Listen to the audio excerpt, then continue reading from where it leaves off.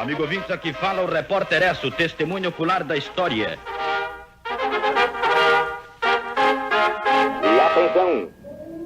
Acaba de suicidar-se em seus aposentos do Palácio do Catete o presidente Getúlio Vargas.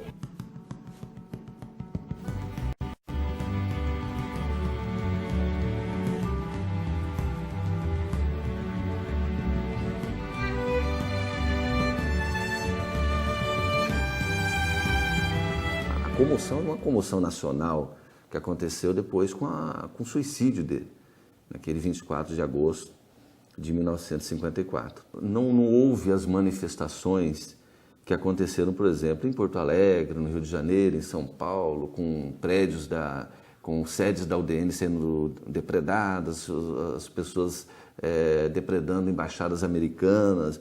Não se chegou a isso, mas o fato é que houve uma comoção muito grande.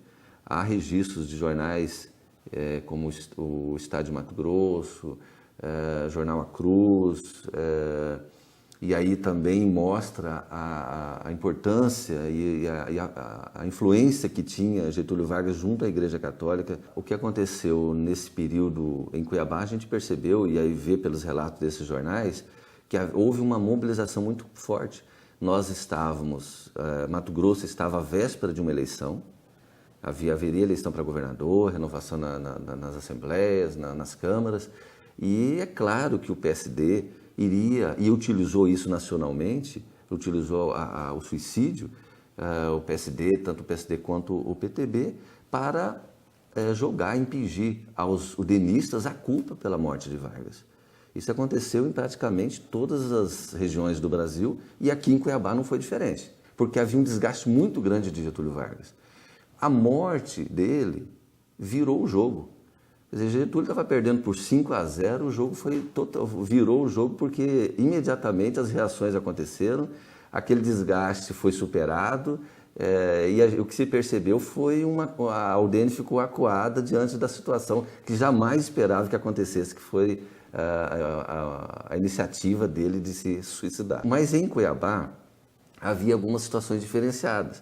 Ora, se Getúlio havia lavado as mãos na eleição em 50, não havia apoiado Felinto Miller, se de certa forma com essa atitude dele ele contribuiu para a eleição de Fernando Correia da Costa, da UDN, então não se pegava muito essa questão aqui de uma ferrenha oposição a Getúlio Vargas. Então, por mais que o PSD tentou ou tentasse impingir aos udenistas locais a culpa pela morte de Getúlio, o que se percebeu, ou pelo menos o resultado das urnas, isso não se deixou muito claro.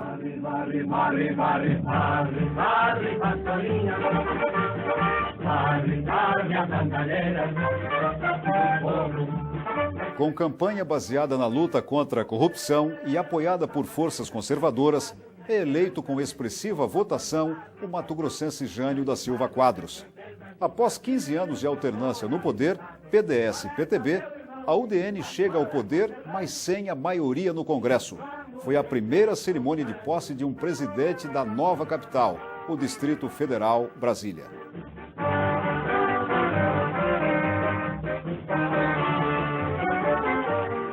No mesmo dia, em cerimônia de posse realizada nas instalações da Assembleia Legislativa de Cuiabá e presidida pelo deputado Manuel de Oliveira Lima, é empossado o governador de Mato Grosso, o Dr. Fernando Correia da Costa, e seu vice, Dr. Garcia Neto.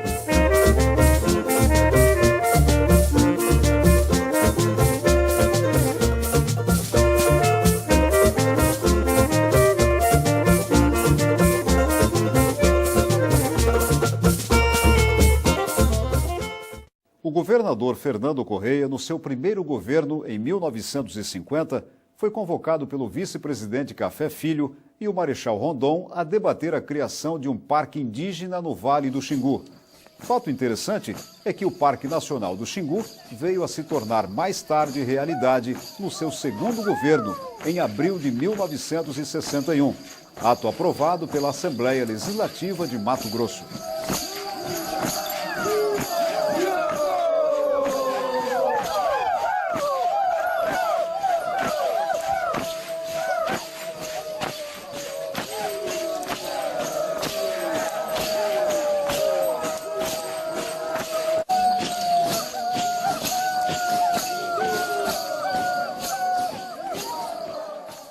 13 de março de 1964, João Goulart realiza um comício na Central do Brasil, no Rio de Janeiro, com a participação de 200 mil pessoas. Assina um decreto que nacionaliza algumas refinarias de petróleo e desapropria terras improdutivas de grandes latifundiários e promete mudanças na educação. Uma semana depois, faz reunião com os sargentos das Forças Armadas que estavam organizados. No dia 31 de março de 1964, eclode a rebelião militar. Os tanques de guerra saem às ruas. Goulart é deposto.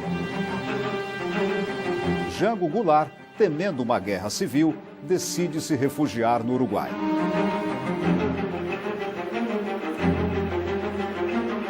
Em 1964, um golpe militar instaura no país um governo ditatorial. As liberdades são abolidas e a censura se estende à política, aos meios de comunicação, à educação e às artes. No dia 11 de abril, é eleito pelo Congresso Nacional o presidente Marechal Humberto de Alencar Castelo Branco. Felizmente, desse ato institucional, não foi cassado o mandato de nenhum deputado de nossa Assembleia. Marechal Castelo Branco marcou as eleições para governador do estado. A política de Mato Grosso que eu vivenciei teve muita participação feminina. Nós morávamos ali perto da Santa Casa, no bairro Mundel, e na época da política fazíamos bandeirola para enfeitar rua, quando os nossos candidatos eram vitoriosos. Na época, os dois partidos mais fortes eram o UDN, União Democrática Nacional, e o Partido Social Democrata. Pertencia ao PSD.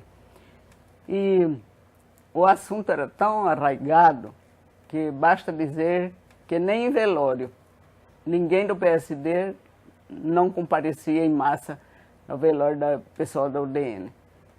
O cortejo fúnebre, pelas pessoas que passavam, sabíamos logo se morreu pessoa do PSD ou da UDN, porque não tinha essa de estar mudando de partido de uma hora para outra. Então, se nós perdemos a eleição, nós vamos aguentar 4 anos por baixo, como nós dizíamos, né? Nós íamos muito ao comício e naquele comício sempre a pessoa se manifestava, tinha as pessoas da UDN que ficavam escondidos lá pelo meio e quando o assunto que ele achava que não era verdadeiro se manifestava no meio do povo desmentindo aquilo, às vezes saía maior confusão, né? E fora disso, nós recebemos o candidato Pedro Cian, que era muito novo para a época, né? E tinha até uma música que chamava Saravá, seu Pedro, para benzer o Pedro Pedrocian, porque era novo, bonito, e fazia um sucesso. Também foi um governo alegre, bonito, e a pedra fundamental da UFMT foi lançada pelo Pedrocian. Apesar da ruptura democrática imposta pelo regime militar, a extinção dos partidos em 1965 e a criação bipartidária Arena e MDB nas eleições de 66 e 78 representou a consolidação do continuismo dos recursos políticos do PSD e UDN e pelas lideranças partidárias do Norte e do Sul. É eleito governador de Mato Grosso, Dr. Pedro Pedrocian, pelo PSD. É importante começar falando do governo Pedro Pedrocian, que é considerado pela maior parte dos autores, mesmo da elite política do Estado, como o primeiro governo da era moderna na política estadual.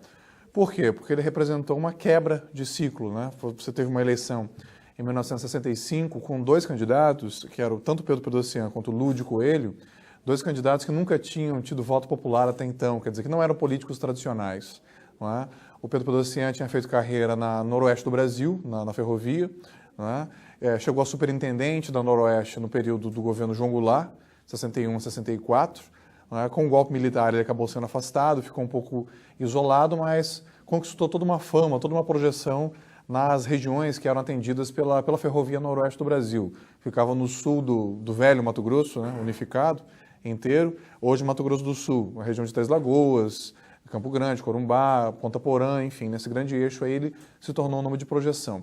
E o Lúdio Coelho era ligado às famílias tradicionais lá da região sul de Mato Grosso, né?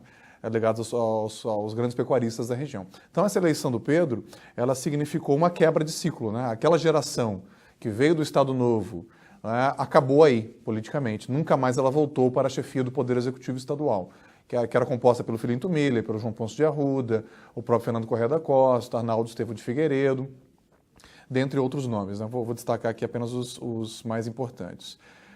Então, o Pedro foi um governo muito difícil, muito confuso do ponto de vista político, porque pegou aquele começo do golpe militar, né, 65, 66, aquela consolidação e institucionalização do regime militar, né? Ele teve dificuldade de relacionamento com a Assembleia Legislativa, é importante, é um dos casos de que quase houve votação de impeachment, né? Chegou a haver a votação dando empate de 14 a 14 com o voto de Minerva de desempate na época do presidente da Assembleia, que era o deputado Emanuel Pinheiro. O Pedrocian toma muitas medidas renovadoras, trazendo pessoas jovens, dando oportunidade a técnicos, enfim, ele fugiu muito daquela tradicional degola que existia, né? Ganhava a UDN, todos que eram ligados ao PSD eram mandados embora e vice-versa.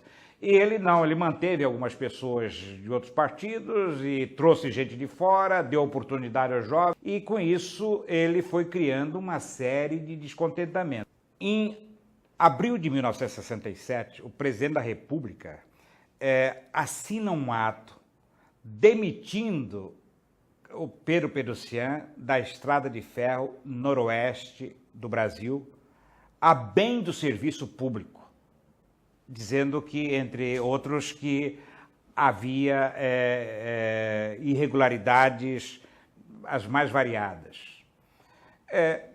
Há um movimento tenso muito grande, porque nessa época os processos eram feitos em segredo, em que as pessoas sofriam a penalidade sem ter, inclusive, o direito de defesa. E o Pedrocian passou por isso, como tantos outros brasileiros. Mas essa foi o mote que a UDN, nesse momento reunida na Arena 1, e eles entraram, então, com um processo junto ao Tribunal de Justiça, pedindo que fossem declarados nulos todos os atos do governador desde aquele decreto de demissão, desde a data daquele decreto. Veja bem, é um paradoxo, porque estavam agindo retroativamente. Quer dizer, ele havia sido diretor da Estrada de Ferro antes de ser governador. E o pedido feito ao tribunal era para que anulasse todos os atos dele por improbidade administrativa, inclusive depois de eleito governador. É claro que o tribunal mandou para o arquivo, dizendo que não havia fundamento para esse tipo de procedimento. Ele tinha sido demitido, e isso mesmo, depois de um ano já de tomado posse de governador, ele foi demitido do serviço público. No dia 18 de agosto, o deputado Castro Pinto vai à tribuna da Assembleia Legislativa com um duro discurso contra o governador e apresenta o anteprojeto de resolução assinado por mais 16 deputados, pedindo o impeachment. Dos 30 deputados que compunham a Assembleia Legislativa, 17, inclusive 3 que eram do PSD, estavam contra o governador. O governador entra com mandato de segurança preventivo no Tribunal de Justiça para discutir uma particularidade jurídica. Porque o artigo da Constituição que permitia isso estava sob júdice no Supremo Tribunal Federal, a pedido do próprio governador, meses antes. Esse mandato de segurança preventivo recebe uma liminar mandando sustar o processo em tramitação na Assembleia Legislativa. Quando chegou, no dia que ia ser julgado o impeachment, e chegou essa decisão do tribunal, criou a maior revolta na oposição. Então, o presidente da Assembleia, naquela época, Emanuel Pinheiro, foi duramente questionado, o Tribunal de Justiça foi duramente atacado pelas forças de oposição, sob o argumento de que estava interferindo num procedimento interno que cabia ao Poder Legislativo, e aí a questão que se colocava ao presidente da Assembleia era o seguinte: obedecer ao que estava determinando o Poder Judiciário ou simplesmente dar autonomia ao Poder Legislativo para decidir por si próprio. O presidente decide que obedeceria à ordem do Poder Legislativo, do Poder Judiciário, e daria prosseguimento ao processo. A oposição apresenta um projeto de resolução para discutir se o presidente poderia acatar ou não a decisão do Poder Judiciário. Quando é levado à votação, o presidente coloca em primeiro lugar o anteprojeto de resolução da oposição. Ou seja, o Poder Legislativo era autônomo e não poderia aceitar que a liminar sustasse o processo de impeachment. E o que ocorre? Ocorre que 14 votos são a favor e 14 contra. Portanto, foi derrotado o projeto da oposição e passa, então, a valer a decisão do Poder Judiciário, sustando o processo de impeachment.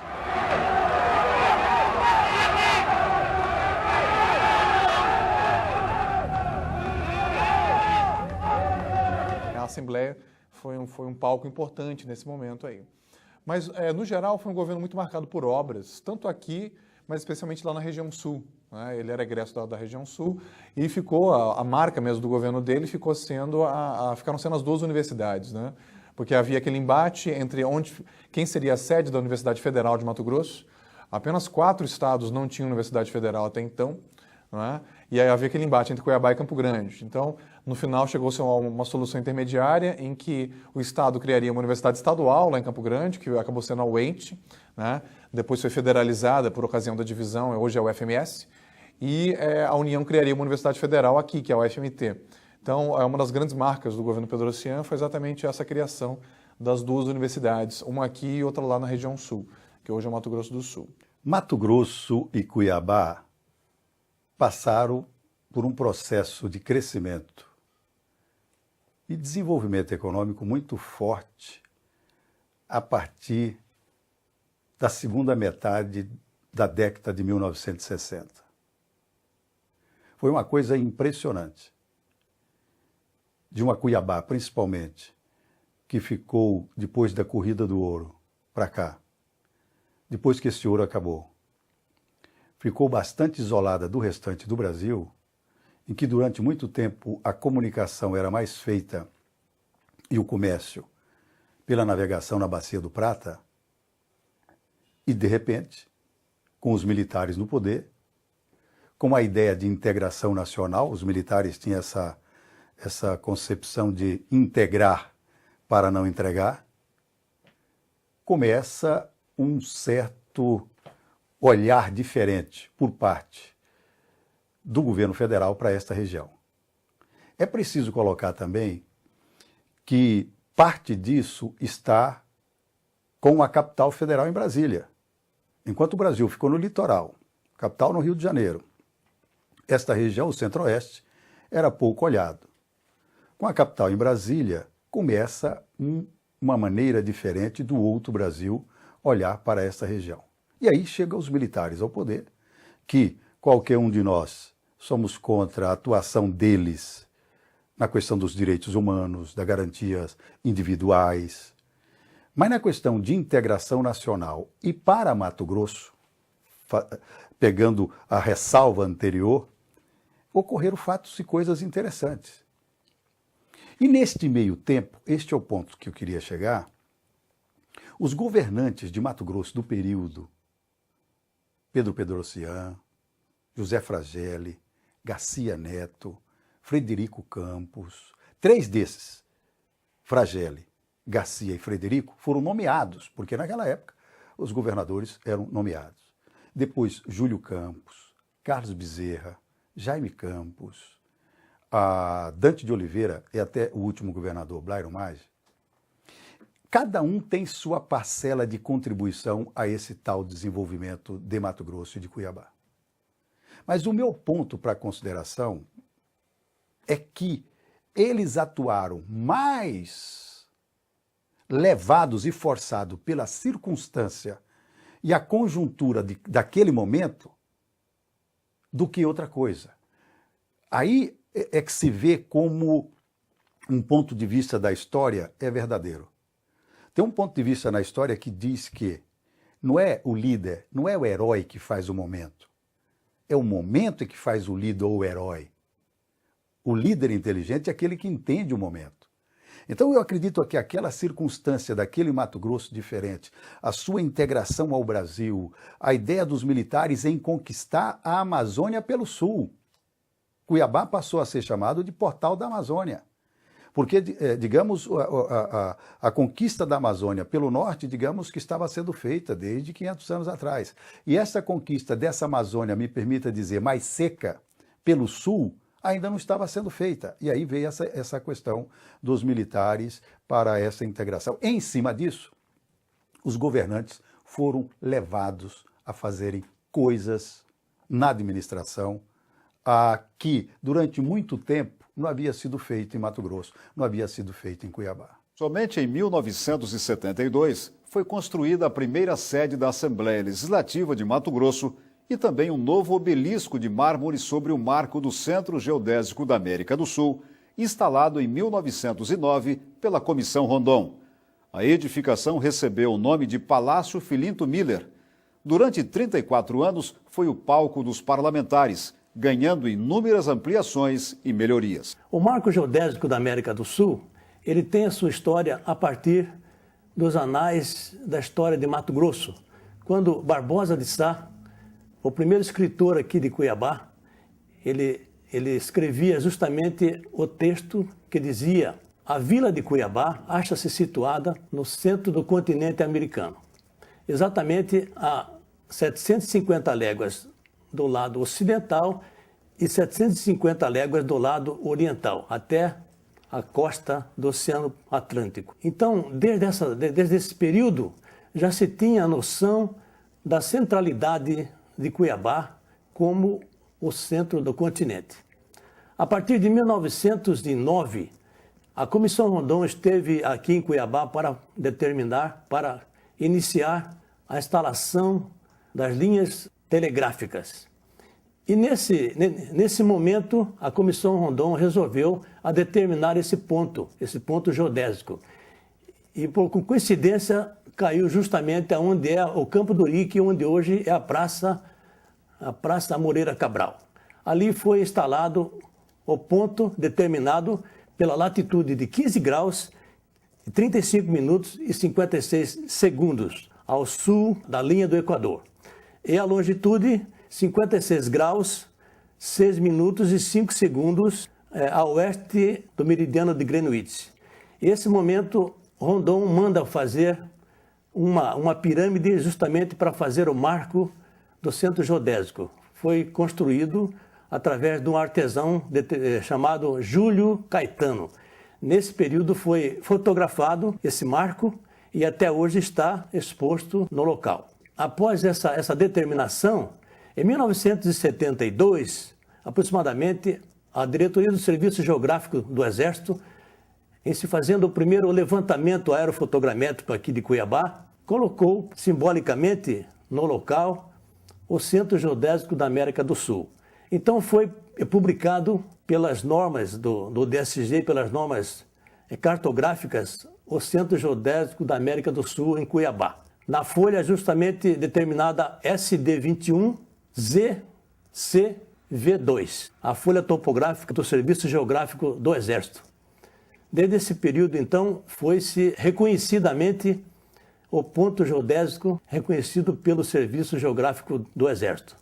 Mais tarde, foi considerado através da lei número 241 do ano de 72, colocado como centro da bandeira de Cuiabá, o Centro Geodésico da América do Sul.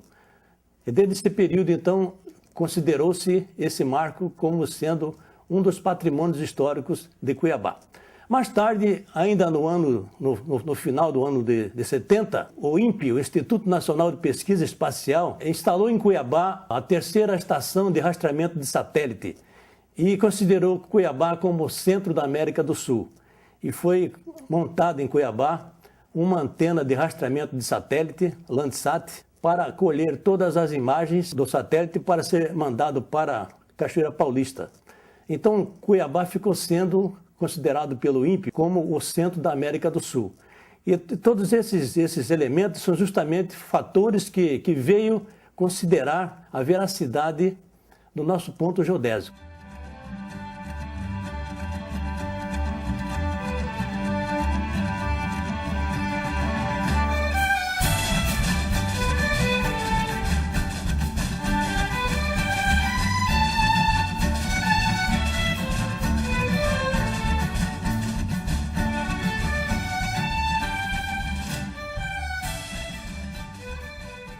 E o primeiro eleito pela Assembleia Legislativa nesse ciclo aqui foi José Manuel Fontanilhas Fragelli, que veio como que um pacificador, né? Alguém com perfil mais para dar unidade, para unificar as duas alas da Arena.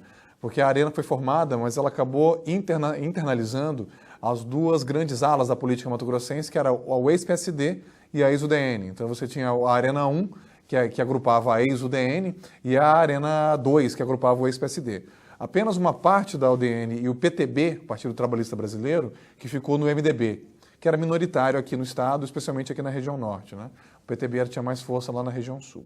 Então o Fragelli estava há 10 anos sem mandato. Nunca deixou a militância política, mas estava há 10 anos sem mandato, desde que ele tinha sido deputado federal até 1959. Foi um governo muito marcado por obras também. Por quê? Como eu falei, o Pedro tinha sido o último governador eleito, então ele dificilmente alguém suplantaria, porque quando você tem uma eleição a cada 4 anos, né, o eleitorado se renova, dá nova legitimidade para outros governantes, né? Quando você entra num período autoritário, isso fica mais difícil.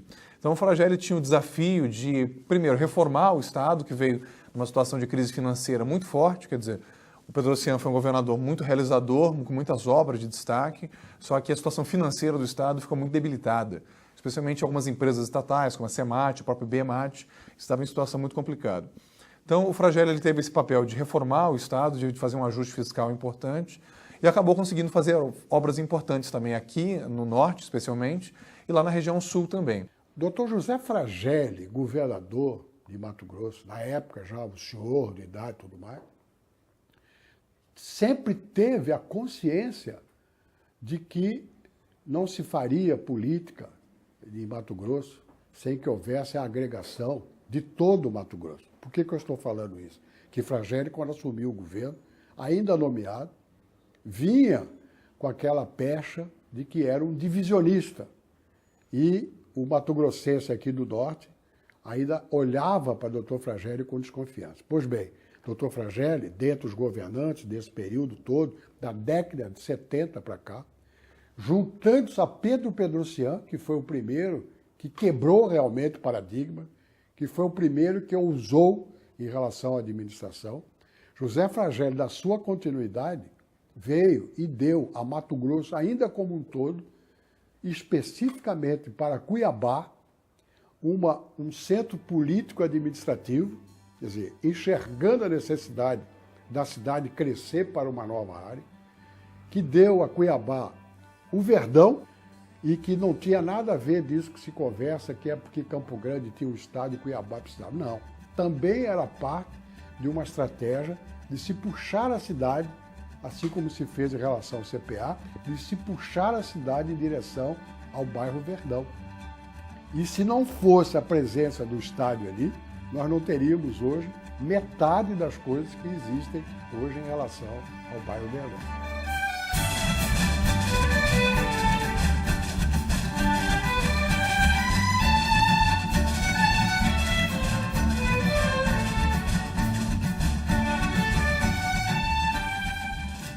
O Colégio Presidente Médici, também, que ainda hoje é o maior colégio da rede estadual, também foi inaugurado na época do governo Fragelli. né? A linha de transmissão que vinha de Goiás, de Cachoeira Dourada, foi inaugurada em Rondonópolis, ainda no governo Fragelli. Foi a primeira vez que o Estado teve transmissão de energia de fora, até então era só geração local. Então, houve obras importantes, lá no sul também, linha de transmissão para Corumbá, para Dourados, etc. Não é? Então, ele foi um governo marcado por uma tranquilidade maior, foi o governo mais tranquilo desse período do regime militar, né? Até porque pegou aquele período mais duro, mais fechado, que era quando o presidente Médici estava na presidência da República. Ele ficou marcado por obras importantes aqui em todo o estado, mas especialmente aqui na região norte. Ele ainda hoje é mais lembrado aqui na região norte do que lá no sul, embora ele de origem seja nascido em Corumbá e tenha feito carreira política em Aquidauana e Campo Grande.